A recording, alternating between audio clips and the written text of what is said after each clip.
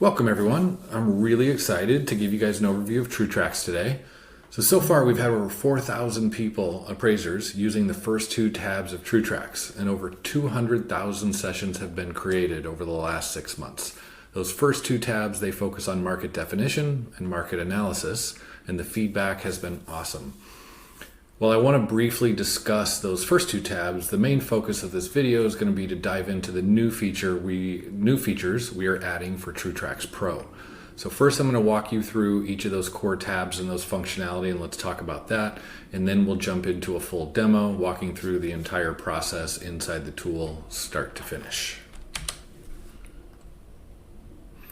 Okay, so we start with market definition. So here you're going to build a strong analytical foundation using our interactive machine learning powered heat map to help you.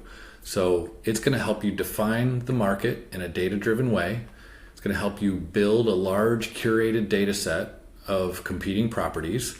This is super important because when you go to analyze time adjustments and when you want to analyze feature adjustments, some of these methods that we're using that are really good at teasing out what are those different adjustment indicators, they need a lot of data. And so this first market definition tab sets that foundation of not only enabling you to gather a really large data set that you might not be able to gather on your own, but also a more curated, filtered data set of competing properties. And you'll see that when we use the subject submarket to help us understand where we can go to find additional competing properties. As you see here to the west side of the screen, those green dots, those are all automatically gathered for you because the tool has identified those are similar areas. It's also going to help you know where to look for comps. You're doing a complex property. Most of the time you're going to hope to find your comps inside your subject submarket, inside that gold and black boundary you see on the screen. But oftentimes you got to go somewhere else. In a situation like this heat map is showing you if you go south, east, or northeast, you're going to run into properties that have similar features, but they're selling for more. And so knowing that you need to go west into that area, that's going to find similar properties selling for similar prices with similar features. And it's fourth, it's going to provide transparency into your process and support for all of your decisions. And that's going to be super helpful for the client. And hopefully that's going to stave off some revision requests. And it's also going to be a super valuable tool for ROVs and kind of pushing back on an ROV. So after you've set this foundation and you've taken this analytical approach to defining your subject submarket, gathering those additional competing properties to fuel the market time adjustments and the feature adjustments, then we're going to move to analyze that data. And so on this next tab, we analyze the market condition trends. There's a lot of them here. We're going to focus right here just on the sale price trend though. This is next level. So we're not just plotting raw sale prices on the line and fitting a line through it. We're plotting adjusted sale prices. So we're using our GAM model to adjust the sale prices of these competing properties first before plotting them on the line, instead of just using those raw sale prices. You can see here the orange dots on the right side of the graph. We're also plotting the pending sales, which is going to increase visibility into the most recent trend. We're using our other metrics lower in the market analysis tab to adjust those pending sales. So we have analytics on what is the last list price to sale price ratios, and we are adjusting those pending sales up or down based on that ratio to try and predict what they're going to sell for using market data. Then we're going to fit that smooth GAM line through the curve, which is a smooth line most of the time, but it's also flexible. And so it's going to pull out those nonlinear patterns the way that the GSEs have guided us. And then time adjustments. So this is going to pull out time adjustments from these and put those into your grid automatically once you put the comps in the report. Then you're going to go out to your MLS and you're going to pick your comps. But now we got to get those into the tool and we got to get your grid filled out. And so there is no better tool on the market right now than Spark. And so rather than spending 6 months to 12 months rebuilding Spark inside of TrueTracts, instead we've built an integration so we could get this to you quicker. There are hundreds of settings in Spark, and we wanted to get you something really quick, really good right away. And so join thousands of appraisers who save 20 minutes per report using Spark to clean their grid, clean their comps and fill out their grid automatically. You can complete the comps the way that you want them. There are over 100 configurable options. If you like patio abbreviated PAT, you set that up, and when the MLS, you drop the CSV in, it's going to take that patio and it's going to rewrite it the way you want, and it's going to fill out your grid in UAD form.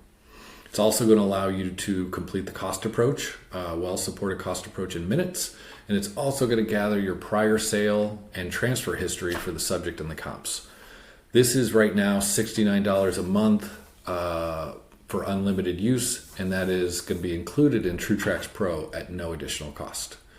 So now you went to the MLS, you grabbed your comps, you put them into Spark, you clicked a button, it automatically then sent all that data into TrueTracts for you. And now it's time to analyze feature adjustments. So here we're going to analyze and reconcile feature adjustments using 4 orthogonal methods. Orthogonal basically means statistically independent. Each of these methods are independent of each other. If you remember Synapse, those of you who use that, there are, I think, 8 different types of regression. Many of those are kind of saying the same thing, and they're based on a similar principle and statistical analysis. Whereas with these are all independent methods. So let's walk through these briefly.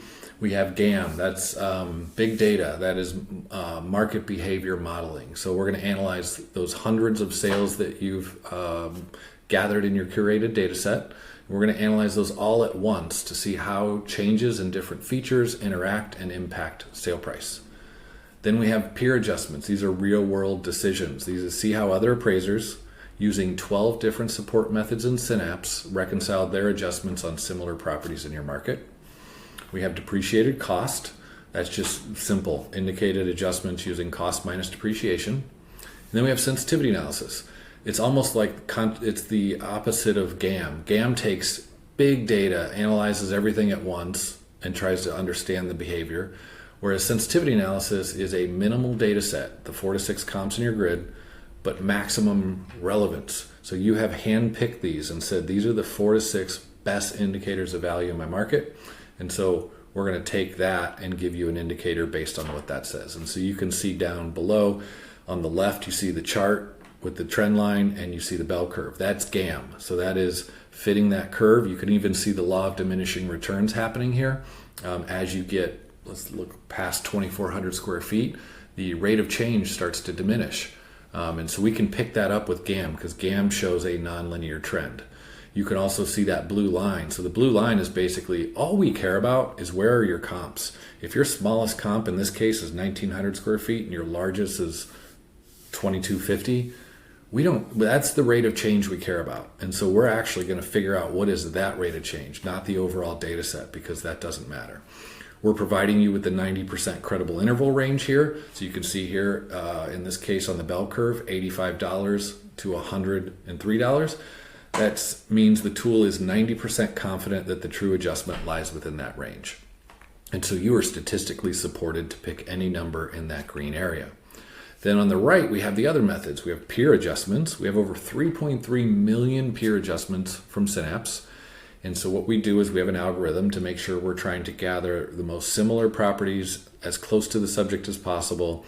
And we're trying to get at least 100 of those. And so then we take those 100 and we divide those into quartiles and we look at, or quantiles, and we look at the 10% all the way up to the 90%. The way that you read this is that 50% mark is the median. That is the middle adjustment that appraisers made on a similar property in the same market, $85.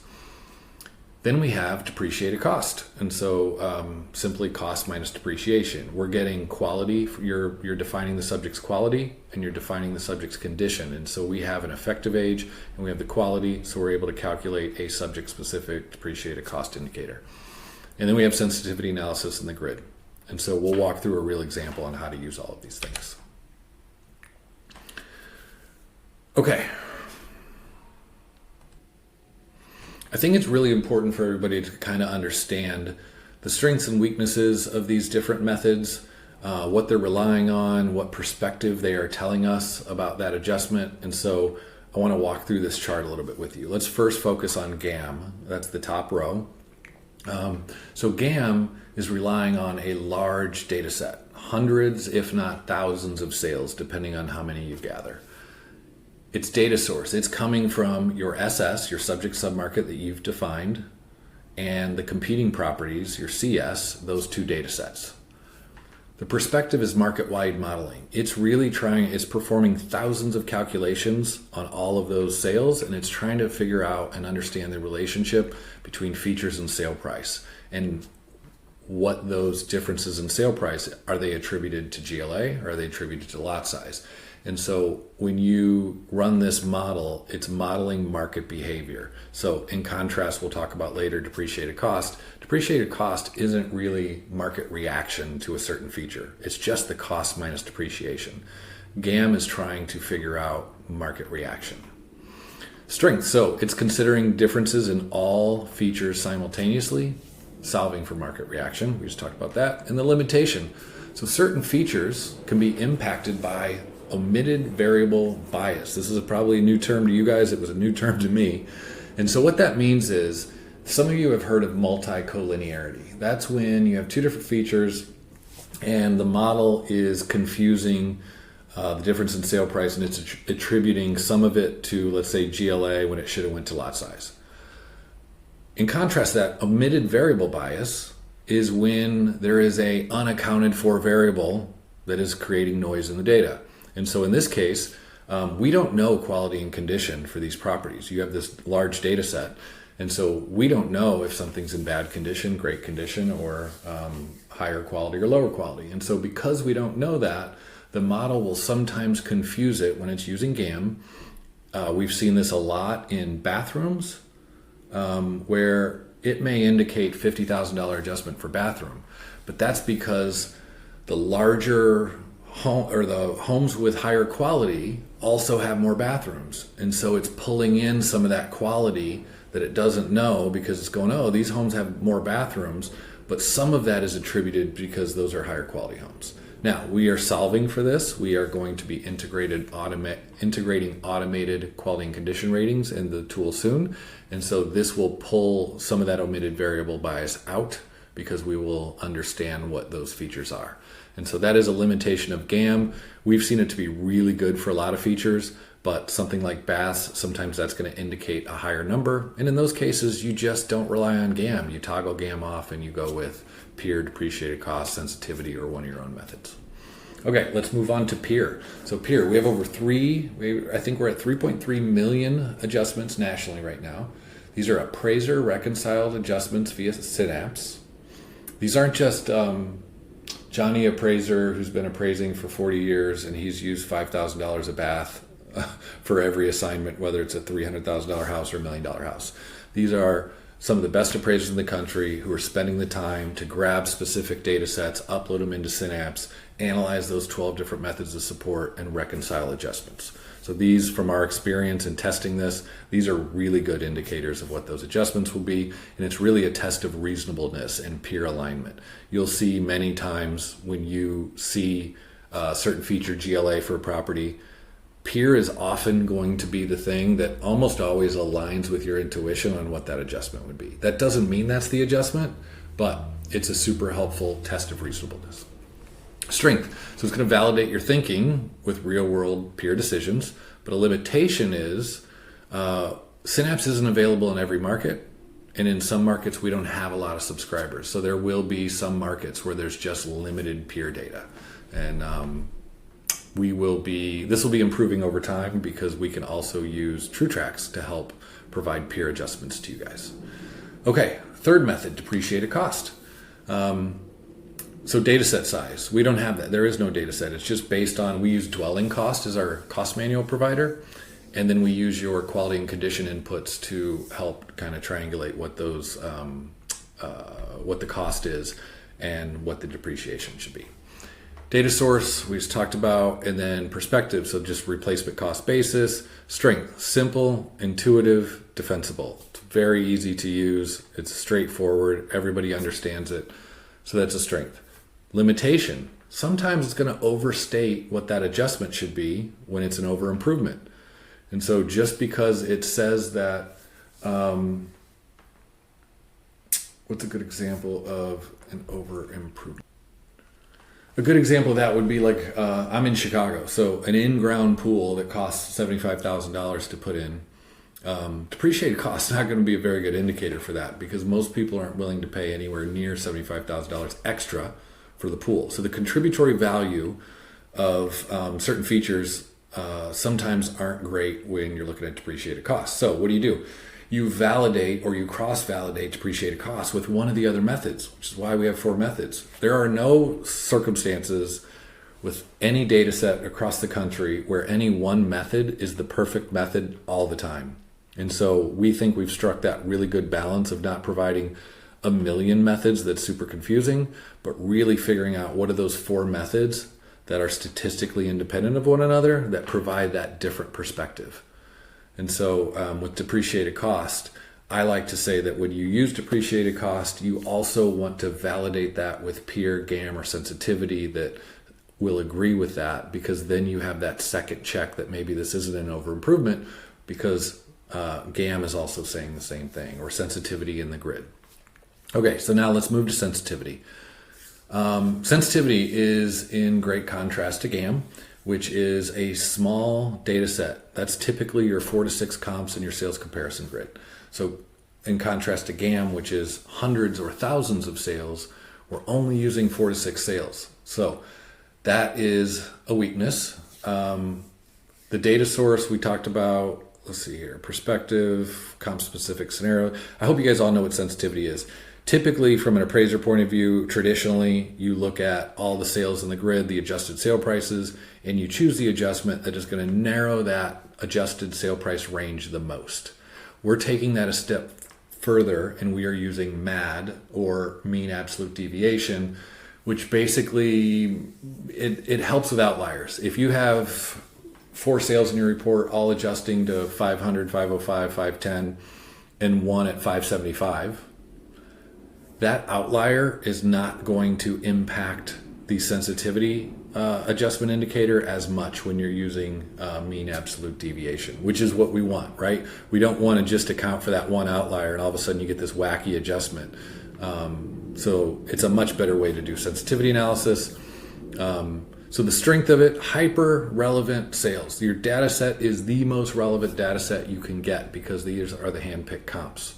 However, the weakness, it relies on such a small sample of 4 to 6, and so that can amplify the outliers and the noise.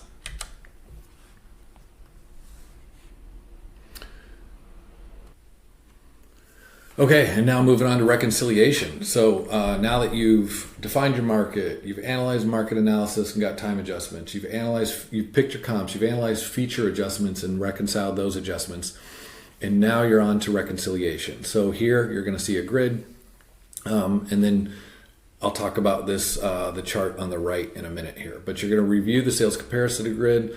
All the adjustments that you've decided on have been applied for you, so you can see the adjusted sale prices, all the adjustments. You can click on any of those images and view the comp photos, the interior, the exterior. You can tweak the subjective adjustments like quality and condition using sensitivity. You can review the comp map. There's a comp map on here for any external obsolescence. And then this chart on the right, that's number 3, you can access the reconciliation dashboard.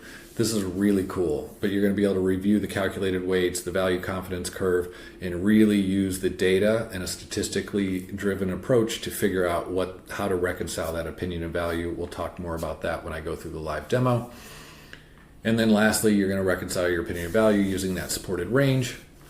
After considering all additional qualitative factors not accounted for in the grid, I'll go through that in an example. And then finally, you have went through the whole process and you've reconciled it, you have your opinion and value, now you go to export. So what's going to be included in your report? This is really cool because this is what is going to improve the credibility of your report. When an underwriter or a client sees all the detailed analytics that you went through, it's super impressive. So you're going to get 3 PDFs that are going to go into your report. The first one's going to be the market analysis. It's going to explain your process. It's going to display the filters you applied, the heat map, the charts, the commentary.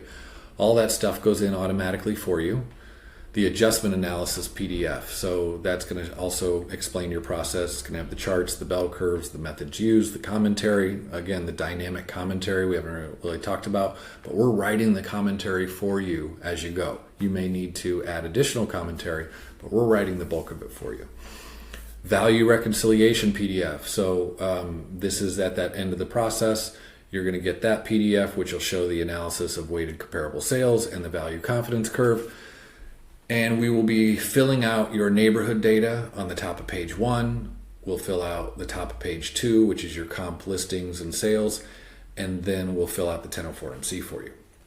Then in your work file, we're putting all 3 of those PDFs. We're also putting the 1004MC documentation that you relied on.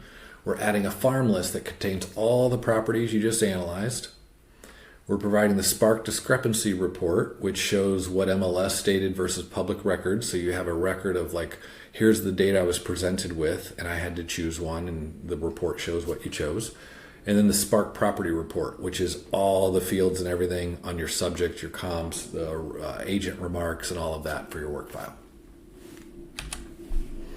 Okay, so now let's see it in action. Let's do a live demo. Okay guys, so let's get into the demo. So you enter the subject property info up here. You're going to choose, for me, this is a detached property, and then I have the effective date, I have the form, I have all the subject features. Now what you'll notice here, this is new, the ability to rate quality and condition of the subject right off the bat.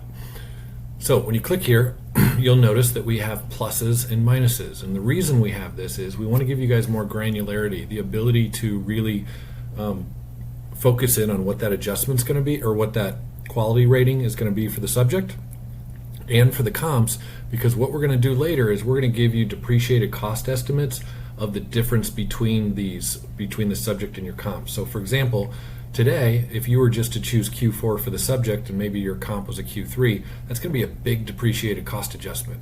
However, what if your subject was really more of a Q4 plus and the comp was more of a Q3 minus? That's going to be a significantly smaller adjustment and more indicative of what's going on with that market reaction between these two. So we're going to give you the ability to choose the pluses and minuses so you can really focus in on what that rating and then the corresponding adjustment will be. I also want to point out, if you hover over these eyes, these are the new UAD quality and condition ratings definitions. So you can see here, this is for UAD 3.6. So if you're curious, you can just quickly reference those.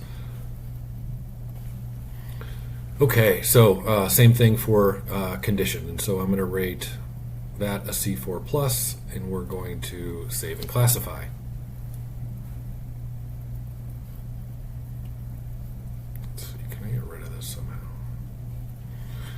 Okay, so we want to start by looking here, and we see that there is a 97% probability it belongs to cluster 15. So you want to find that cluster that has the highest probability. You're going to click on that. You're going to use that as a cheat sheet to guide your initial submarket. Now, I could go all the way up over here, or I can just try and see if maybe I'll have enough sales by staying more local and close in proximity. And so maybe I do something like this. Now, next thing I want to show you, this is new, these are automated filters. So we are going to automate this filter process for you. However, you're in complete control, and it's your responsibility, and you have the ability to change these. And so what we're trying to do here is get properties that are competitive with the subject, but we're also trying to make sure that we have enough properties in our data set to really train that model to understand what's going on in the market. And so in this case, I might review each of these. You can see the distribution of properties within those boundaries I just drew. And in blue, these are the ones that lie within these filters, and in gray are the ones that we're cutting out. So you can kind of see that at a glance. And I've determined I don't want to change any of these. I don't want to change this. I'm just getting rid of the outliers on the upper and lower end, and I'm going to click Create Heat Map. And this is where, for me, this is really cool. This is where we're training a statistical model on all of the sales that are located within your subject submarket, those boundaries we just defined and those filters that we just applied. So that data set, we're training the model, and it's trying to learn what's the relationship between features and sale price. And once it does that, then it takes what it's learned and it tries to predict the sale price of every one of these black dots. Which, what do these black dots represent? They represent a sale in the last 5 years that lie within the filters we just applied. So from a feature perspective, those are competitive properties. Now, from a pricing perspective, we don't know that until this model shows us by coloring them in dark green. So when the model tries to predict the sale prices of these black dots here, it was able to predict their sale prices within 3%. And because it was within 3%, that means these are similar properties with similar features that are selling for similar prices, and therefore we're going to deem those to be competitive. It's also showing you, if you can't find comps in your SS, where else could you look to find those comps? Now, if the model tries to predict those sale prices down here and it was low, let's say it predicted 500,000 for some of these houses based on their features, but they really sold for 550,000, it's going to color that in red because these are selling for more than what the model suggested. And that indicates that there's something else going on here, whether that's location or something else that's influencing the sale price. These are not behaving the same as these properties up here, and therefore we don't want to pick comps from here, and we don't want to analyze these in our data set. So this SS, this is your subject submarket. These are all of the properties in here that you've determined to be similar. If there is red or blue in here, you're going to want to redraw these boundaries and retrain the model because you want to cut out any of that red or blue area. You want this to be mostly green. Now, what the tool's also done is, because it was able to successfully predict these properties in dark green, it has created another cluster for you called CS. This is your competing submarket. So this is properties that, again, similar features, selling for similar prices. And so we think that these are going to be super helpful for you guys to determine feature adjustments and time adjustments. Because right now we have 267 sales over the last 5 years. We are 6xing that data set by including this. And time adjustments and feature adjustments, they're hungry for data. They need a lot of data for the models that we're using to understand what that relationship between features and sale price is, so they can really give you good indicators for what those adjustments are. Now, if you want to constrain this, if you say, you know what, when I zoom out here, you guys are grabbing properties from way out here, and I don't like that. I don't want those properties. I only want the ones in this area here. You hover over that CS and you can constrain it by defining your market area boundaries. So you click that, and then I could draw some boundaries here that will constrain those properties. So I'm defining this market area. That does not impact my SS at all. All it does is it takes those, I think it was 14 or 1500 properties here, down to 460, because now what you've told the model, or you've told the tool, everything outside of this green line, I want you to ignore it. I don't care that the model has said that these are similar properties up here. I don't want them in my data set, and that's how you constrain that. If you additionally want to define a neighborhood to fill out your 1004MC, which thank God is going away soon, you'll hover over your neighborhood, you click on that, and you can, if you said, you know what, this tiny little thing right here is my neighborhood, and that's what I want to fill out my 1004MC, you can do that. From an analytical perspective, this has no bearing on the analytics or the credibility of doing an appraisal. This is a compliance thing with the forms.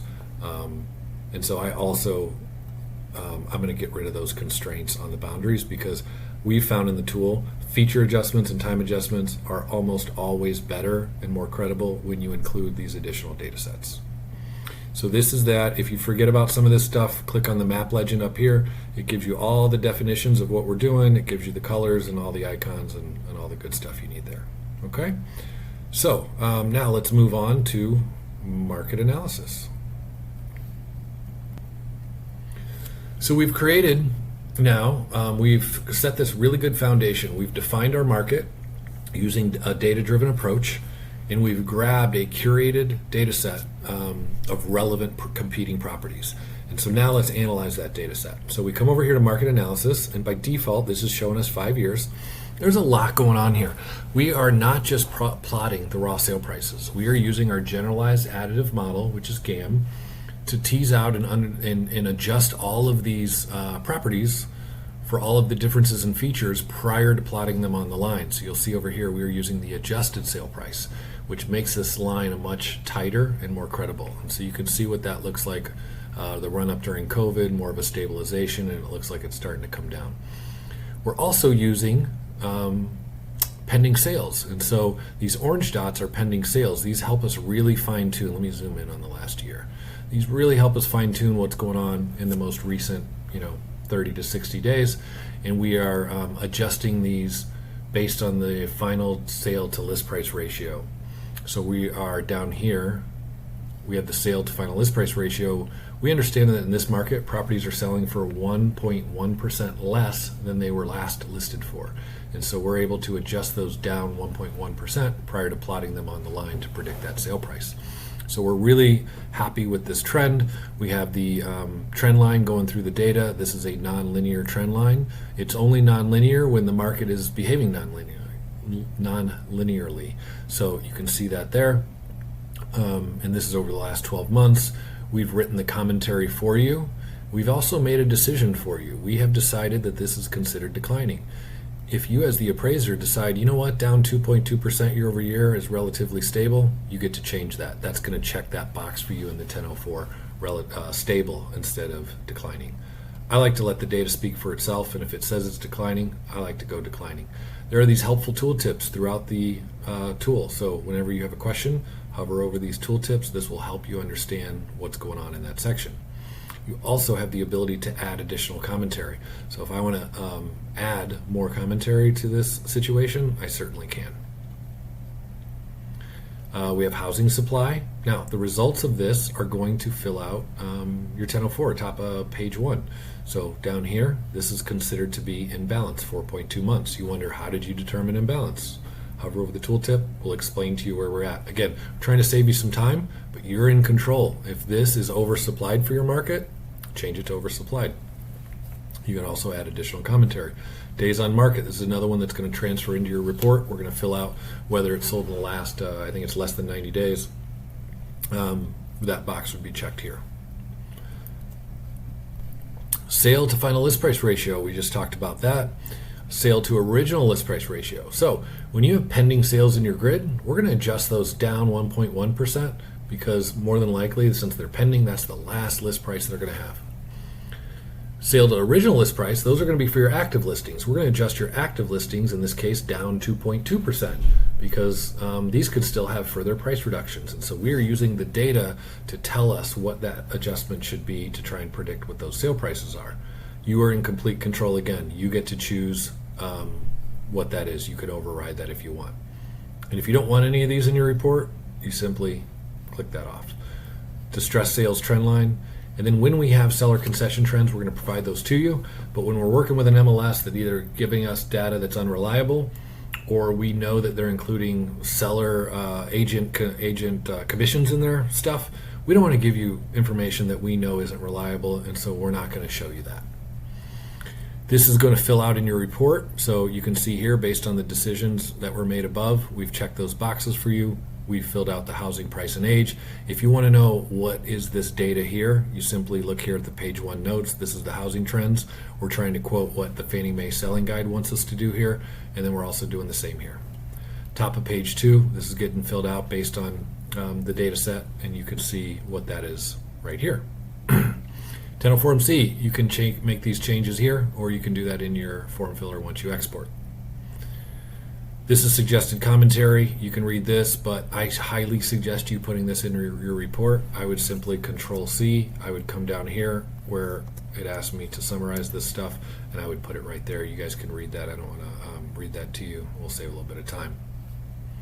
Okay, so now you've defined your market. You've set a really good foundation. You've grabbed a really big, large, relevant data set of competing properties. We've analyzed the market conditions of those using those properties. We've filled out our 1004MC. Now let's go and we got to get our comps. So in this case, you would go to your MLS, you go ahead and pick your comps, and then you export those into a CSV file. Now we want to import those comps that you just picked in your MLS. And so what we're going to do here is click this button. This is going to open up a Spark session tied to your TrueTracts session. And I'm going to simply click and upload. These are the comps that I just pulled out of my MLS. It's going to do its magic here. By the way, this is comparing public records to MLS. It's cleaning the data. It's formatting them for the grid in UAD format. Now I'm going to upload my subject. This is saving you 15-20 minutes of data entry, just this little 1 to 2 minute process right here. By the way, you can also do a cost approach. I'm not going to go through that in this video, but you click here, you can do a cost approach that will export into TrueTracts, which will then export into your form filler. Okay, so we're going to click next, and we have automatically filled out this entire grid. In red, these are areas where the public records is disagreeing or conflicting with the MLS, and you get to make those decisions. If I say, you know what, I trust public records, I click that, it changes it. And when you export, it's going to give you support for your work file for all those decisions. Maybe this is really a 2-car garage, I can change that. Maybe I want this patio, it's a covered patio. And by the way, there are a ton of settings. So when the MLS says that there's a patio, you get to determine how you want that to fill out your grid. So if you take the time to create, make these settings, it's going to make your whole grid filling out process much faster. Okay, so now we've cleaned our data. We can hit export. We hit go. And now it is going to upload this. So you want to read this, and then you're going to click open updated session. And I'm going to close my old one because that's what the instructions told me to do, because now it's pulling all of this into this new session. And so it shows loading up here. We'll change the screen so it will show a loading symbol right now. But it's doing some work in the background. It's pulling in all that information that we just did. And now I get the indication that it was successfully done. And so now what do we want to do here? We want to finalize the subject and comp data that we just imported. We want to clean that up. We want to make sure all of the data is exactly how we want it, because we're going to analyze that in a minute. And we're going to apply adjustments to it and everything else. So we want to make sure that data is correct. And then we're going to set placeholder adjustments for impactful features not yet supported. So things like quality, condition, location, and view, if you know that there's some issues there, you want to go ahead and make those adjustments. Why? Because when we get to adjustments, we're going to indicate based on sensitivity analysis what that adjustment will be. And if you know that this comp is in inferior condition to the subject and you think that's around 50,000, you can put that placeholder adjustment in there, and then that will improve the sensitivity later in the report. Okay, so let's get in here and talk about what we have going on. So we have full grid view, and then we have analysis mode. So full grid view is showing you every single line that you have in the grid and gives you the opportunity to edit those. So the idea would be for your data entry to go through here and edit all of these fields and make sure they're exactly how you want them, make any changes you want, and you'll set that up. Now, once you get out of full grid view mode, let me zoom out a little bit here so I can show you this. If I click on analysis mode, all of those fields that either, like, let me go back, let me zoom in. So if I look here, number of stories, every single one of these is a 1 story. Why do once I'm good that these are truly 1 stories, let's get rid of that. I don't need to see those anymore. And so I can switch to analysis mode and it will hide all the fields that I don't need for that. What else do we have? We have photos. So one of the main things I want to do here is potentially I want to look at quality and condition and rate those. If you notice here, these came in, quality and condition ratings, the exact same as the subject. Why did we do that? Well, from an efficiency standpoint, we wanted to fill some of it out because ideally you're picking comps that most of the time are going to be similar quality and condition. That's why you're picking those as comps. But occasionally, you're obviously going to have comps that aren't the same. And when you do, you're going to want to change those. And so what I would do from a workflow perspective is I would click on this property, and then I'm going to right arrow, and I'm going to right arrow through these MLS photos, and I'm going to decide what that quality and condition rating is. And so if I'm good with that rating, yep, that's pretty much a Q4 plus, same as the subject, and yeah, I think that's a C4 plus, same as the subject. Again, I'm not making that judgment on this. I'm not disregard the actual analysis. But I can go through each of these. I'm just right arrowing through the photos, and then I'm down, hitting the down arrow to go to the next comp. I right arrow through the photos, I down arrow to the next comp. Right arrow through the photos, down arrow, right arrow, down arrow. So that's how I go through these properties. And let me just show you here. If I determine that this is, let's say I look through these photos, like, you know what, man, there's some issues there. That looks more of like a Q4 minus. That's almost, or a C4 minus. That's almost C5. So what I would do here is I click this, I come down here, I go, you know what, that's a C5. And what just happened? We're automatically applying a condition adjustment based on depreciated cost. So you told us the subject is a C4 plus and a Q4 plus. So we ran a cost model on what is it to build a Q4 plus with these features. And then a C4 plus has an effective age of probably 25 years old. And so then let's say it's 20 years old for easy math. If a Q4 has an economic life of 60 years and a Q4 plus has a effective age of 20 years, it has depreciated 33%. And so we're doing that math, and then we're redoing the cost approach, and we're going, okay, this comp is a Q4 plus, C4 minus, so it's depreciated more, and then we're comparing those two and extracting that adjustment. So this is the depreciated cost adjustment indicator for this property. It doesn't mean you need to go with it, but what I would suggest is using it as a starting place. So I now have a starting place that's supported with depreciated cost, and now I'm going to modify that later, probably last in the process, using sensitivity analysis in the grid. Okay, so let's pretend I've cleaned all these up, I've rated my quality and condition, I'm good to go. We go back to the grid. I got this grid set, I'm happy with it. Now I come down here and I'm going to go to feature adjustments. So you can see here, TrueTracts is calculating feature adjustments using 4 orthogonal methods. We're using GAM, we're using peer adjustments, we're using depreciated cost, and sensitivity analysis. When I say 4 orthogonal methods, let's talk about that. Orthogonal basically means statistically independent. These methods are statistically independent of each other.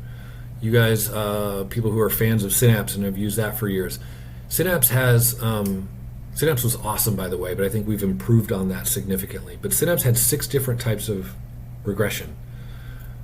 All of those regressions were they were simple linear regression, and they all kind of told the same story from a little bit of a different perspective. Our GAM model takes all of those, wraps them into one, and improves on those 600%. Remember, those models, those methods, they attributed all of the difference of sale price to that one feature.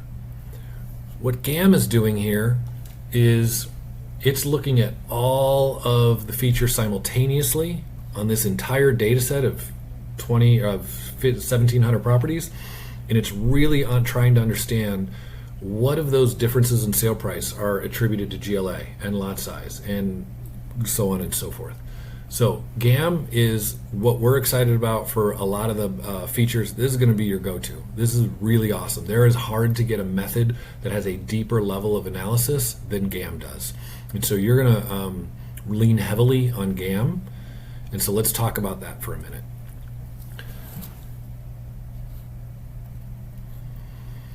Okay, so GAM, the generalized additive model. We have plotted all of the sales from the data set onto this graph. Then we have fit a line, a GAM trend line, through the data. That's the red line. And sometimes this is going to be linear, sometimes this is going to be nonlinear. In this case, it looks pretty linear. And then what we're going to do is we're going to focus on the rate of change right in here where this blue line is. This blue line represents your comps. This is your lowest GLA comp or subject, and this is your highest GLA comp or subject. We don't care about the rate of change up here or down here because you don't have any comps, or the subject doesn't have that GLA. And so we're really going to focus in here. And what we have is this bell curve is just a zoomed in version of this. Remember when you go back to market analysis, there was a green shaded area. That was the 90% credible interval. That green area told you how confident is the model that the trend line truly falls within this area, and that's where it's 90% confident. This is the same 90% credible interval. And so it is 90% sure, based on this data set, that the true market reaction to GLA in this price range is $83 to $91. And so anywhere in here, if you reconcile the adjustment between 83 and 91, you're supported with GAM. Now, if you want to switch to nonlinear, you can do that. In this case, we don't need to do that. But if you switch to nonlinear, and let's say this showed the law of diminishing returns, and it kind of went like that, and it kind of flattened out over here, it wouldn't adjust the comps that were higher GLA, and it would adjust every comp at a different rate based on where the subject is and where that comp is on the trend line. We'll get more into another training and advanced training on how to utilize the nonlinear, but we're not going to get into that today. So let's focus just on this linear. Okay, so that's GAM, and that's what that indicates. And so I'm going to toggle that off real quick. So this is the commentary that we've written for you that will support you with GAM. But we have 3 other methods to look at, and you can choose as many methods as you want, or any of the methods independently if you want. So over here we have peer adjustments. Let's talk about that for a minute. Okay, so peer adjustments. We have an algorithm that, well, first of all, we have over 3.3 million adjustments from Synapse users. These are some of the best appraisers in the country who have taken the time to upload multiple data sets into Synapse. They've analyzed it using 12 different methods of support. They've reconciled that adjustment. We have written an algorithm that considers, that gives us the ability to grab a bunch of those peer adjustments and then show those to you here. That algorithm, I won't go into the details here, but you know what? Let me see if this is still here. By the way, this is a good time to introduce this chat function. This is an AI chatbot that we have trained on like 60 pages of a knowledge base that we've written. And so you can see here, you can ask it any question. It's using ChatGPT on the background, but it's only trained on our information. And so you can ask it, give me a complete understanding of peer adjustments algorithm in TrueTracts. And it gives you the whole scenario. And then maybe I say, you know what, summarize the main factors. I don't want to read all this. And so then it summarizes. So this is what I want to tell you today. It is considering geographic proximity. It is considering population density. It is considering price similarity, and then data availability. So we have a whole algorithm that is designed to grab you the most appropriate peer adjustments for the property you're appraising. We're doing our best to give you similar properties in the same market, selling for similar prices. So those are displayed here. We have the 10th through the 90th percentile. This 50th percentile, this just means the middle, the median adjustment that appraisers made based on this data set pulled from Maricopa County with 107 different adjustments was $85 for GLA. The lowest 10% was 63 and the highest was 100. And so you can see here that peer adjustments agrees with GAM. And so you know what? I'm going to click on that. It's going to be highlighted in green, and it just wrote me a commentary that I'm also using peer adjustments to support my GLA adjustment. Then I come down here to depreciated cost, and I go, well, okay, depreciated cost, it's in line with peer. It's a little bit higher than GAM, but it's all in the same range, and so I could choose to either add that or not. And then I look at sensitivity and I go, you know what? Sensitivity is telling me based on the grid, I want to be at the higher end of this range because that's going to narrow the range the most. And so when I look at sensitivity analysis, I want to explain one thing. So appraisers in the past use sensitivity analysis by, they use it and they go, I got this adjustment range, a high and a low, and I'm going to choose the adjustment that narrows that range the most. We're going to take that a step further for you, and we're going to use something called MAD. It's the mean absolute deviation.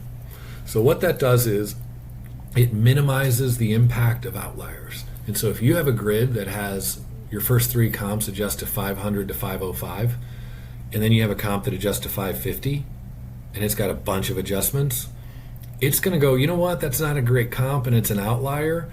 And so I'm going to consider that a little bit with sensitivity, but I'm not going to just use this crazy adjustment just to get that one outlier comp in line with the others, because statistically that's just not the best approach. And so we're implementing mean absolute deviation in our sensitivity analysis, which is, I think, is really cool.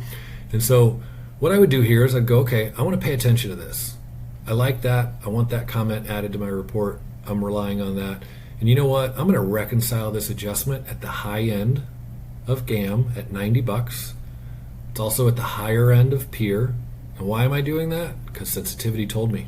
And so I am using 3 different methods here to support my adjustment. And we could include depreciated cost if we want. There is no perfect way to do this. There is a wrong way to do this, but there's no perfect way to do this. And so you guys may come to a different conclusion than I did. You guys may have been at 85. But 30 is the wrong way to do it. 150, again, wrong way to do it. So this is what we have here. Now, if you don't like any of these methods, you could deselect them all and type your own commentary for your own approach.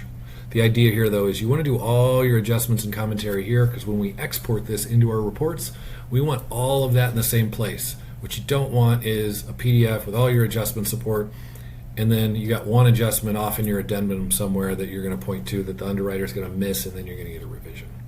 And all of this is editable, and you can add to it. So this is not just static text. You can add to it. Okay? By the way, you can see that I have CS toggled on. I just toggled that off. So by having it on, I added 1,400 sales for the model to learn from and try and figure out. When I take those away, we see what this range is, 73 to 96. If I turn those back on, it's now 83 to 91. It becomes much more certain as to what the adjustment is because it had more sales to learn from. And so by default, we have this toggled on. You can turn it off if you want to see what that does, but I recommend leaving it on because it's not, the answer isn't more data the better, because if the data is irrelevant or bad, that's not going to be the case. But we're giving you a method by creating this CS of getting not only more data, but more relevant data of competing properties. So we highly recommend you guys keep this on. So now let's come down to lot size. Okay, so for lot size, we see kind of the curve here going on. But again, we only care about right here, because what does this mean? This means my subject and my comps are between 7,100 square feet and, I can't read that, 8,300 square feet. So we're right in here. This is the rate of change we care about. And so this is indicating $130 to $470 with the best guess. This is called the best guess estimate, by the way, this $3.10. These numbers are not all equally probable to be the best adjustment. This is by far, not by far, but this is the best guess estimate. This is the most probable adjustment based on the data. However, you have this 90% credible, and these are also probable. This range is pretty wide, right? That means it's having a hard time, and you can see kind of this curve. It's not really sure, so it's giving you that it's 90% certain it's somewhere in here. But it's what I love about this is it's going to tell you. It's going to tell you the truth. Up here, it's like, hey, within $8 so that's within 10% range. I'm pretty certain. This range on this basis, 75% range or whatever it is, it's like, I don't know. I can't. Lot size is a little bit confusing for me. But it's telling you that, and so you are the analyst. You get to make those decisions at the end of the day. So I would consider this. I'm somewhere between 1.3 and 4.7 with the most probable 3.1. I come up here and I go, well, appraiser's adjusting 2 to 6, so that's right in this range. Depreciated costs, obviously we can't give you that for a lot. And then sensitivity. Sensitivity is like, whoa, we should be on the low end, or we should be on the really high end for this. By the way, sensitivity is not the adjustment. Don't ever just go, $200 a square foot for lot size. It's not what that is saying. That's just saying based on your grid, these 4 sales that you have in your grid, this is the indicated adjustment. I use this to help me figure out where within the ranges up here I'm going to go. And what this is telling me is I want to be at the higher end of these ranges because that's going to help me narrow those ranges, adjusted sale price ranges. So what I would do here, I'd probably come in here at 4.5. And so let's do 4.5. Again, there's no perfectly right answer, but I'm clicking sensitivity because I am using that to help me come in. They might go, hey, why'd you come in here? Why didn't you come in here? Sensitivity. Remember, GAM, this is big data. This is 1,600 sales we're analyzing simultaneously, thousands of calculations going on in the background. These are competing properties, but they're not the perfect comps. Theoretically, sensitivity analysis is being performed on the most perfect 4 comps because those are the ones you've selected out of those 1,600. So different perspectives that we're looking at there. Okay, let's move on. Bedrooms. We don't need to do anything here because all my bedrooms must have the same bedroom count. So we're going to skip that. Bathrooms. Okay, we need to talk about a couple things. Multicollinearity and omitted variable bias. Okay, so we have found that GAM is really good for GLA. It's pretty good for lot size. It struggles with bathrooms, but it almost always, struggles at the high end. it will indicate an amount that seems high. As an appraiser, it seems higher than what you're used to.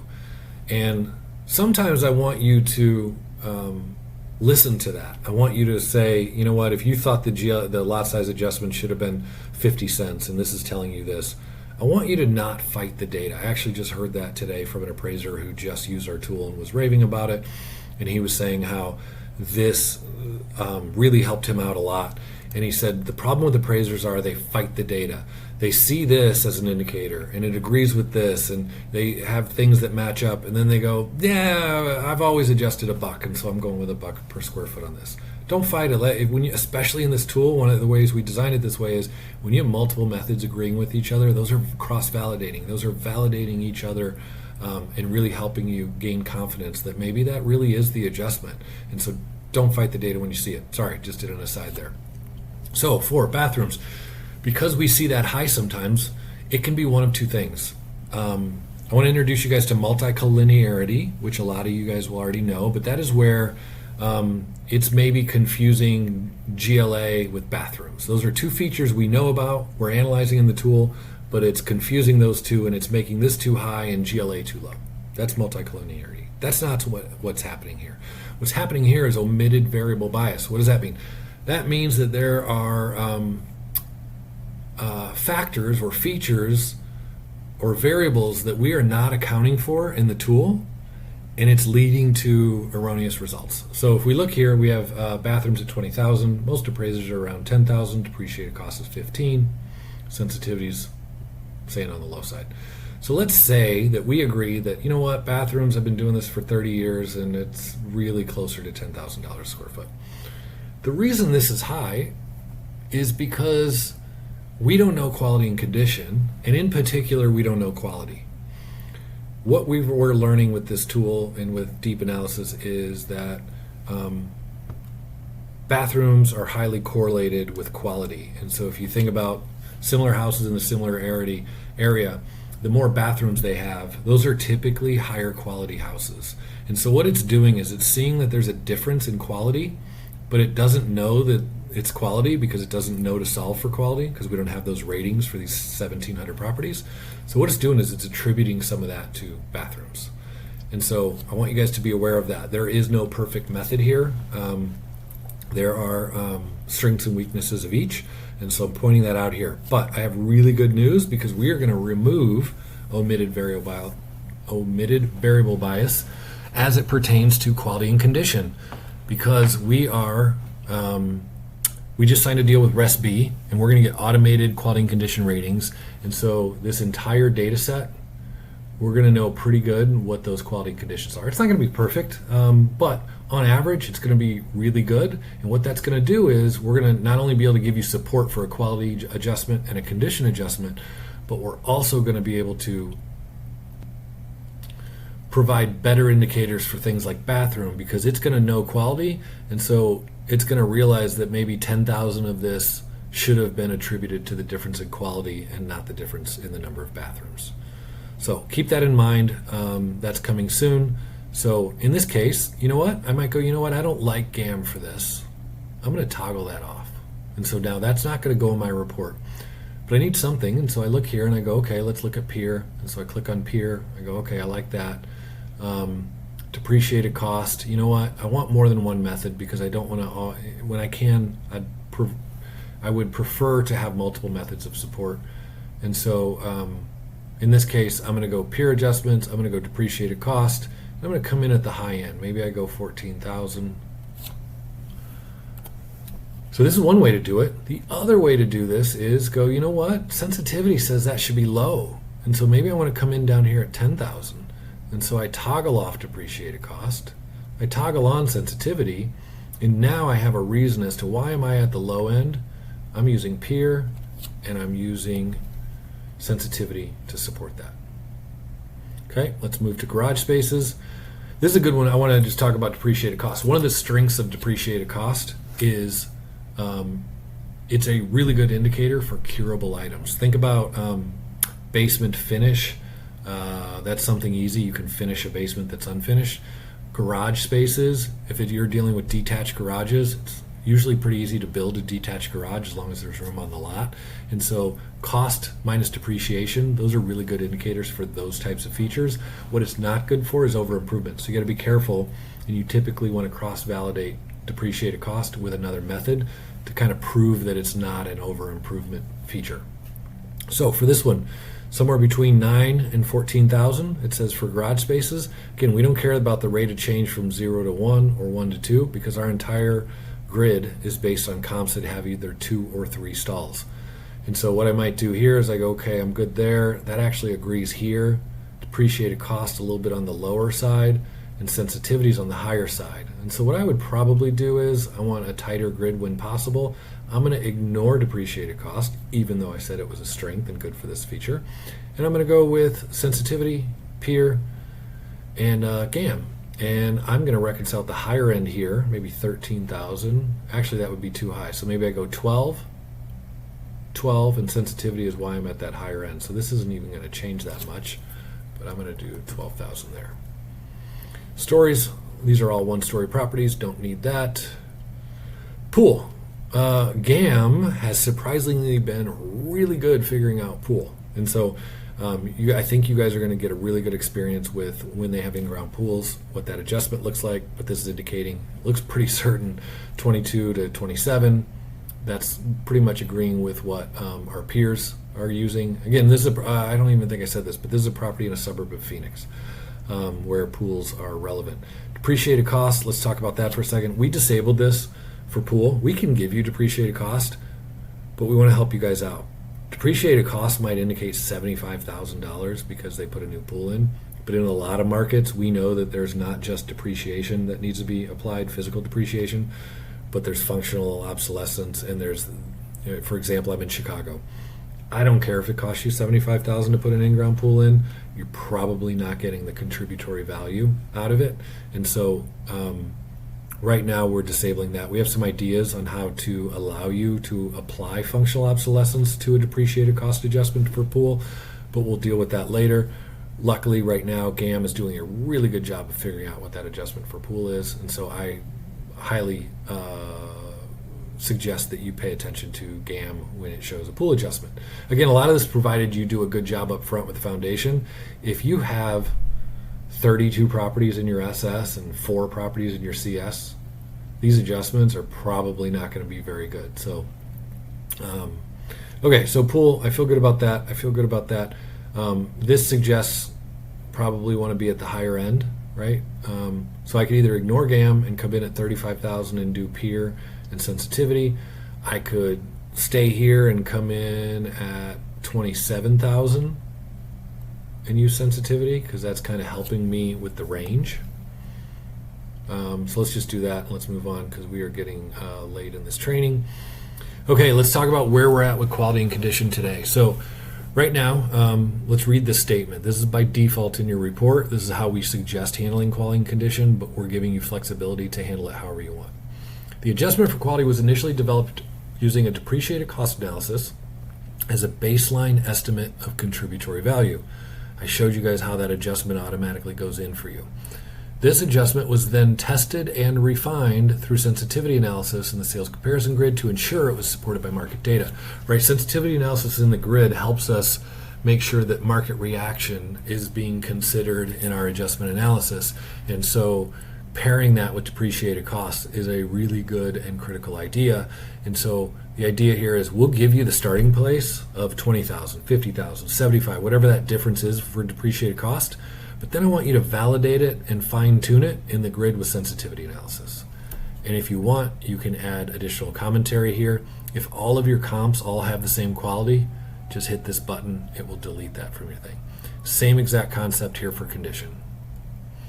Okay, active, pending, contingent listings. This is just explaining that we are automatically applying the list of sale price adjustments to your actives and pendings as we discussed earlier. This is, again, if you don't like this text, delete it, add your own, or if you don't want this in at all, you didn't use any listings, just delete it. Okay, so those are the main features that we're supporting with GAM, and then we have other features, right? You guys are like, wait, what about everything else? Now, these you're going to have to copy and paste into the grid. So we come here and let's do So look at this list, and let's do enclosed porch. So I click on enclosed porch, and what am I presented with? I have peer adjustments. I have depreciated costs. By the way, this is red. So what happens? Why is this red? It means when it tried to find peer adjustments for enclosed porch in Synapse, it didn't find very many. Well, it found 76 in Maricopa County, but our algorithm is saying, hey, expand out. Don't just expand in distance, but expand in distance to similar population density markets and similar price range markets. What we don't want to do is compare rural properties to urban properties, and so we're solving for that in the algorithm. But we just want to be completely transparent with you guys. These are the counties that these peer adjustments came from. If you don't feel comfortable using this, just toggle it off. Don't use it. If you do feel comfortable using it as support, please use it. So we have our peer adjustments for enclosed porch. We have depreciated costs. So what we've done here is dwelling cost is our cost provider. And so it pings dwelling cost and it goes, hey, they want support for a porch. And it goes, okay, let's find them 12 different indicators based on different sizes and different qualities. And so if I hover over small, you'll see here, this is based on a small enclosed porch. So if I have a small enclosed porch, 100 square feet, and a standard quality that equates to the description there, that's a $3,500 indicator of depreciated cost. And then we have medium, we have large. You might say, well, what happens if I have one that's 300 square feet and it's in between these two? Well, you guys can do the math, right? Whatever that adjustment is between those two. So I am going to click on that. I want to use both of these methods. Let's say in this scenario, I have a good quality small enclosed porch that's 100 square feet. For right now, you have to enter in down here that 5,700. So I am going to depreciated cost said 5,700. Oops. In the future, each of these cells will be clickable, and you'll just click the cell and it will fill that in for you. And then if I'm at 5,300 there and I am at 5,700 here, maybe I want to round that and my adjustment's going to be 55. And when I want to apply that to the grid, I just click this, it copies that number to the clipboard. I then go to the grid and I paste that in. I'd probably do all of this at the end, by the way. Okay, so now I have support sensitivity analysis coming soon. So we will provide that to you hopefully in the next week or two. Additional features, so I can go through and do all of these. Accessory dwelling unit, I'm not going to go through the whole thing, but it's kind of cool because we need to know more info to give you a ADU. So you type in the GLA, the quality, number of baths, number of stories, and we will calculate the depreciated cost adjustment. It's pretty cool. Let me get rid of that for now. And additional features. So again, we talked about we want all of our adjustment support to be included in the same place. You don't want to have to refer to your addendum or your addendum to refer somewhere else. So if you have, I've used this before for REO sales, REO short sales. Let's say I'm adjusting those. I might want to, this is not sufficient for this adjustment. You're going to want to expand on this. This is just a very simple way to get you started.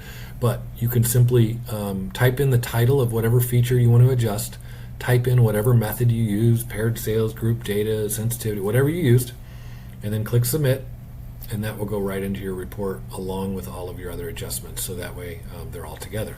So you can add as many custom features as you want, and you can add as many of these additional features as you want. Okay, what else? Do we need to do anything else here? Yeah, if you don't want any of these in your report, you just click the checkbox, and it will not, when you hit export, garage spaces will not go into your report. And you can see kind of a tooltip there. Okay, so now let's move on to reconciliation. So we've done a ton of stuff so far, right? We have defined our market. We have grabbed that curated large data set. We have analyzed it and done the market analysis. We have imported our comps efficiently. We have analyzed and supported feature adjustments. And now we need to reconcile all of that information into a final opinion of value. And so when you come to this reconciliation screen, there is a ton of stuff going on. So I'm excited to walk through a lot of this stuff with you. Let's revisit first. Let's start at the top left. Well, first of all, sort comps. At any time you click this button, it will sort the comps based on their similarity rating for you automatically. The ability to move comps wherever you want them is not here today. You can do that in your form filler once you get it there, but the ability to sort them based on similarity rating is. Full grid versus analysis mode. Remember, full grid means you got all these rows and you can edit those however you want. And analysis mode collapses all of those, and so now we're just focused on those fields that matter. Up here we have a rating, and you might go, wait a minute, I didn't rate these comps, how'd that get in there? Well, we are using their gross adjustment percentage, and we have a table, and we're rating them based on that. So this one's a 9, this one's an 8, and so on, right? If I were to apply a $100,000 adjustment here, that becomes a 4, right? Because its gross adjustments just shot through the roof. So we are using gross adjustments as a proxy for similarity, but you are in 100% control. So I don't recommend that you guys just ignore this. I want you guys to dig in here. There may be something that is not quantified with an adjustment, not accounted for, that you go, you know what? I don't care it didn't have a lot of adjustments. It's not similar because maybe you interviewed the agent and you found out like, oh, this was not an arm's length transaction, or there was damage in the basement. I don't know. There's a lot of things. They had a choppy floor plan, whereas the comps and the subjects, all the other ones had open floor plans. Whatever that case is, you have control over what that rating is. This rating will then calculate, based on this rating compared to all the other ratings, a weight percentage. This is important because later that's what's helping us give you this supported range value, and we'll get more into this later. So you have that going on up top. We have the net and the gross adjustments. We have the adjusted sale price with the adjustments that have been applied. We have realtor comments, and so if you want to hover over here and you want to quickly just read through what was the realtor saying about any of these properties, those are available to you. We have all of the adjustments have been applied for you. Over here we have thresholds. So the default threshold for lot size is 1,000. That means any differences less than 1,000 don't apply an adjustment, just like all your softwares provide today. This is, again, just like everything else. We're giving you a suggestion. Real estate appraisal is so complicated at times. There is no one size fits all. You can change this however you want.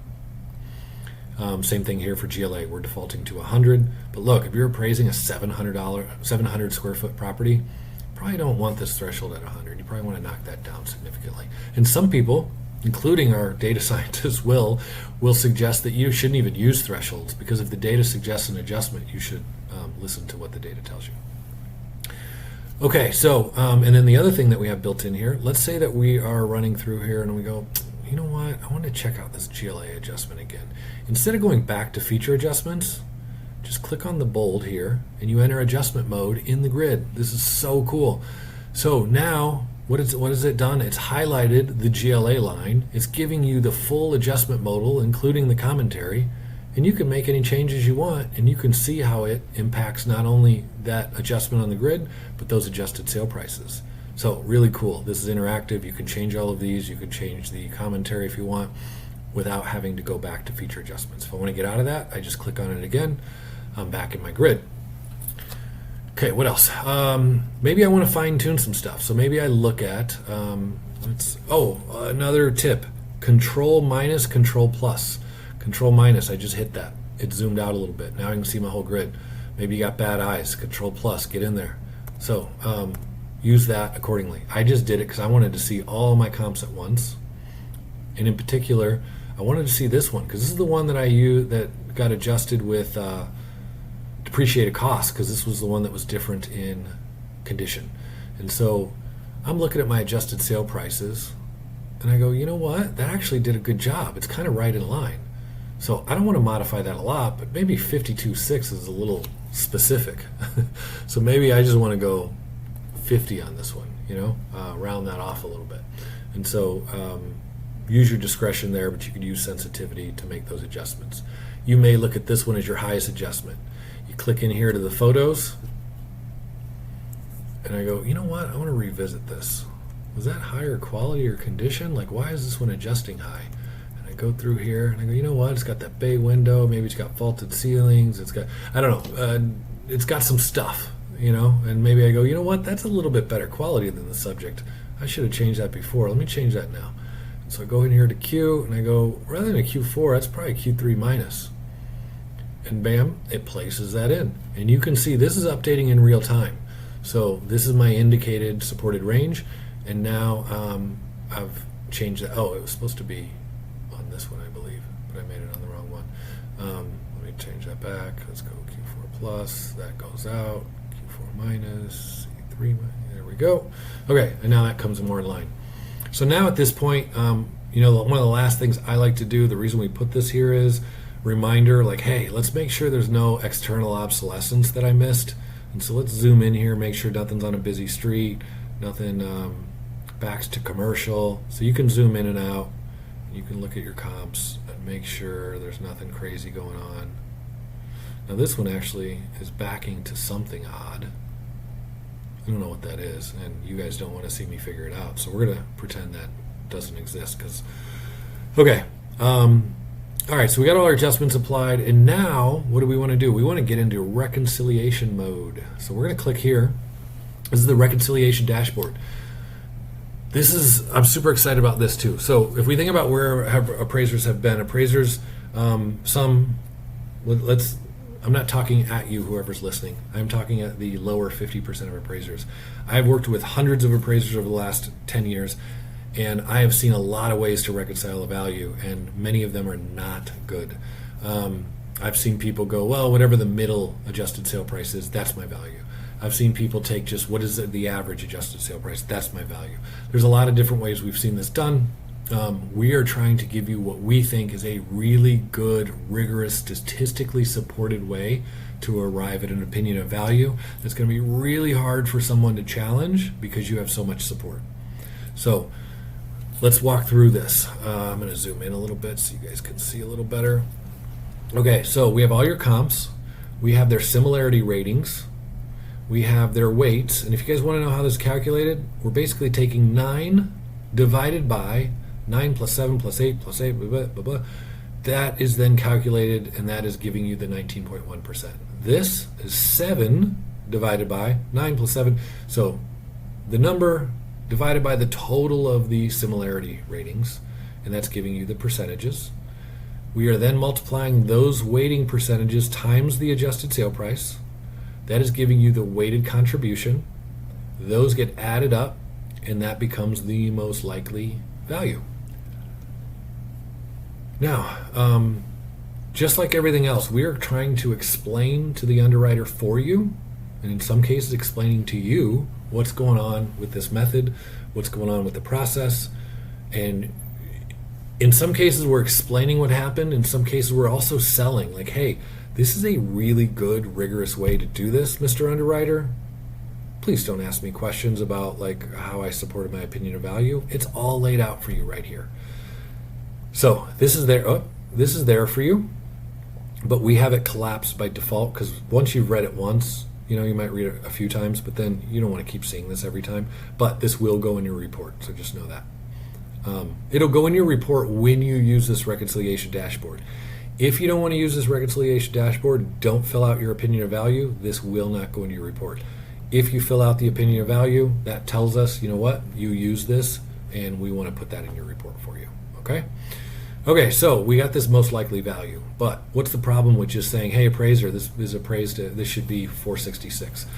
There are a lot of unknowns in appraisal, and so I think there's a part here. However, appraising a property with single point value is inherently uncertain because real estate markets are full of variability. For instance, one home might sell higher due to superior marketing, while another fetches less because the seller was eager to close quickly and didn't negotiate aggressively. Even with solid adjustments to the comparable sales, these unpredictable factors create a range of possible values, making any one number an imperfect estimate at best. What are we saying there? What we're saying there is just because the best guess estimate is $46,000, that doesn't mean that any of these numbers aren't plausible as well. And so what is this blue range? This blue range is, you can see here, the relative likelihood. It's any of these values, 460 to 472, have at least a 50% likelihood of being the value as 466 does, so relative to 466. So I hope that makes sense. So when you go to reconcile, oh, by the way, if you want to know the statistical rigor behind this, come down here. We are using a Bayesian posterior t-distribution, and then we're citing kind of why we think we're being conservative by using a 50% threshold. And so you could read that on your own and think through that. And by the way, if you want to go even deeper, just throw this into chat and go tell me more about this. How do you reconcile then the opinion of value within this range? It's a pretty tight range in this case because my adjusted values were pretty tight. And so there's a 2.6% range here. How do I reconcile within here? Well, there's a lot of things qualitatively that maybe we haven't considered. So what we do know, what this model has considered by getting to this most likely value, is it's considered all of the comps we've chosen, all of the adjustments we've added, all of their similarity ratings. It's all of that has been taken into account in order to get to this place at 466. But there are things that it hasn't taken into account. And so things like floor plan functionality, proximity to amenities, active listings or pendings. Think about you're doing new construction. Maybe you don't have great sales from the development because it's a newer development, but you have these great 2 pending sales from the development that are model matches and tell you a lot about what that value should be. You want to be able to give those a lot of weight, but maybe you can't weight those here because they didn't sell yet, but you can qualitatively consider those. And so if those are adjusting to 470 because they're model matches and they just went under contract and they're by far your best sales, I'm reconciling this value at 470. I'm not going at 466, and I'm going up here. And by the way, this distribution shows you this is the most likely and the most probable, but you can see the likelihood as you get further away. So it doesn't mean that you can't come up with a value of 455. It's just that it has a 13 to 14% probability that it is as likely as this value. And so you got to have really strong support about something that wasn't in the grid that you adjusted for, that wasn't considered already, to come in with a value. You're really good here, and yes, we want you to type the support of why you came where you came, but you're pretty good in here. Once you get out here, you got to have some really good evidence as to why you're coming outside this range. And I didn't tell you, but these red lines, this is your high and low adjusted. These are kind of hard stops. You come out here and I don't know what you're doing. Chart legend, click there, it'll show you what all these lines are.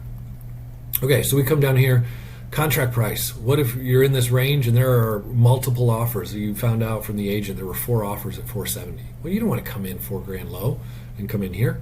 That's strong market evidence that there is demand in the market for that home at 470.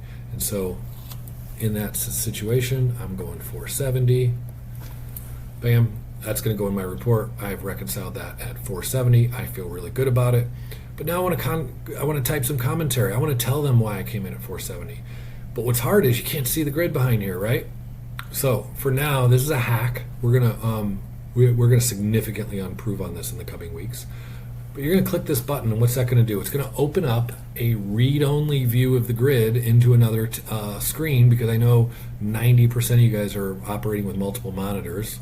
Those of you who aren't, PSA, please get another monitor. It's way more efficient. But I can now open this up and put this on a different screen. You can see here this is read-only. This is not going to allow you to make changes to this grid, but it will allow you to see the grid on the other screen. So let's just pretend this is moved to the other screen. And I can still type my commentary about why I liked Comp 1 versus Comp 2 and what I learned about Comp 3's contract price and whatever those issues are. You really want to do a good job of telling the story here about where you reconcile. We've done most of the work for you, laying this all out. But once you get here, if you're within this blue, type a sentence or two about why you decided where you came in within that blue. Now, if you come in at the best likely estimate, maybe you don't need much here. But we want your reconciliation if possible. You want all that in one place. You don't want to have to put it in the addendum, and then you have this PDF with all your reconciliation, but then you're talking about your reconciliation separately in the addendum somewhere else in the software. So I recommend coming here and typing in your final reconciliation commentary. Then you're going to click Proceed to the Export tab. We're almost done. Don't worry, I know we're over an hour here. I'm not going to go through the entire export process, but I want to go over what's going out of this into your software. Okay, so I want to call your attention up here. So number one is ask yourself, do your comps have the same quality or condition as the subject? If they do, you want to go back to feature adjustments and delete that quality and condition comment, because you're basically saying that you derived a quality and condition adjustment with depreciated cost and fine-tune it with sensitivity when you didn't even make any quality and condition adjustment. So this is just a reminder there. We will automate this in the future. We'll be able to read your grid and go, you know what, they didn't make any of these. Let's remove that for them, but we're not there yet. Did you include listings? Same scenario here. If you did not include listings, go back and delete the sale list price adjustment commentary. Okay. Then the other action item is you want to scroll down at a minimum to the heat map. But what you're getting here, well, here, let's do this heat map first. This heat map is dynamic, and so you want to get it to whatever level you want that's going to go in your report. And so whatever it looks like here when you hit export, that's what it's going to look like in your report. Let's talk about all the stuff that's going in. So we have market analysis. This is walking them through and providing complete transparency around everything you did and the filters that you applied and the definitions and the heat map and the legend. So it's explaining to them and providing full transparency into what you did. We're talking about the time adjustments and what that looks like. We're talking about how they're in line with the Fannie Mae selling guide and all that good stuff. Please read that at least once. We're then putting in your sale price trend and the rate of change and the commentary. We have the months of supply. By the way, this is showing a 5-year trend and 5 years of time adjustments. That's because I left it on 5 years. If I go back to market analysis and I switch it to 1 year, this will only show a 1-year trend, which I recommend. Most underwriters don't care about a 5-year trend unless you have a comp that sold 4 years ago. We got all the trends going in. Okay, so I'm going to zoom through those. This data will go into your report, not this screenshot. So this will check the boxes for you on page 1. It will fill out your neighborhood section. It will fill out the top of page 2. It will fill out your 1004 MC along with this commentary. By the way, this is a dynamic preview. So if I forgot to add something, I can simply type whatever I forgot to add there. This is going to go into your work file. This is not going to go into your report, but it explains everything around the neighborhood calculations. Farm list. These are the 1,600 sales I use in this case. Those will all go in your work file in a PDF. Adjustment support. So we're going to give them an overview of the adjustment process you just went through. We're going to dig into GAM a little bit because that's new for a lot of people, including underwriters. We're really trying to explain to them how rigorous of an approach this is. And honestly, just trying to stave off revisions, showing them how much effort and deep analysis you did. We're defining depreciated cost and peer adjustments and sensitivity. And then we're going into the charts. So those will all be included. There's the other stuff. There's the REO sale one. And then we're doing this reconciliation tab, or PDF. And so this walks them through that reconciliation process, including that chart. So all this goes in your report. And since we have those MLS photos, if you want those to go in, you click yes. And when you hit export, those will go into as well. If you already uploaded original comp photos that you drove by, definitely click no. You don't want to overwrite those. Okay, and so that's that. And so essentially you click the export button and this will load the export. Okay, and in full disclosure, that took a while, so I paused it. So be patient with the export. It is generating a lot of PDFs and packing those up for you. So work file zip. So this will be everything included into a digital work file for you. But if you're using Total, and I am, and if you're using ACI or Bradford, I believe, you'll have already told the software that, so it will know. It will give you the ACI file or the Bradford ClickForms file. But for this one, I'm going to click the Total file because what that's going to do is push everything into my report and then also a bunch of stuff into my digital work file. And so I click that. That's going to download this TDCX file. Hopefully that'll appear up here in a minute. Once it downloads, there it is. That's downloading. Sorry, I'm on hotel Wi-Fi here, so let's give that a second.